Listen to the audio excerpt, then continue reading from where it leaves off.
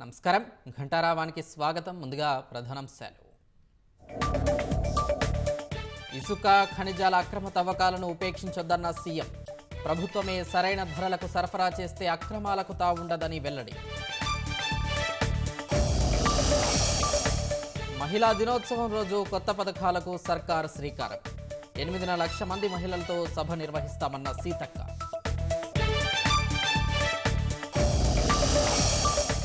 SLBC టన్నెల్లో 8 మంది ఆనవాళ్లు గుర్తించామన్న ప్రభుత్వం. మనుషుల ఆనవాళ్లున్న చోట తవ్వకాలు కొనసాగుతున్నట్లు మంత్రి జూపల్లి వెల్లడి. అబద్ధాలు మాట్లాడినంత మాత్రాన సర్కార్పై వ్యతిరేకత పోదన్న కిషన్. హామీలను అమలు చేయాల్సిన బాధ్యత ప్రభుత్వంపై ఉందని వ్యాఖ్య. ఉత్పత్తిలో భారత్ ప్రపంచ శక్తిగా అవతరిస్తోందన్న ప్రధాని. దేశ శక్తి సామర్థ్యాలను జగమంతా చూస్తోందని ఉద్ఘాటన.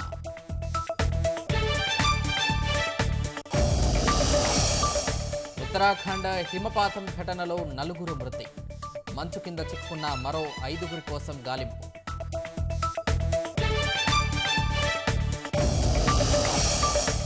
ఉక్రెయిన్ భద్రతకు హామీ ఇస్తేనే ఖనిజాల తవ్వకం ఒప్పందం. ట్రంప్తో మాటల యుద్ధం అనంతరం తేల్చి చెప్పిన జెలెన్స్కీ.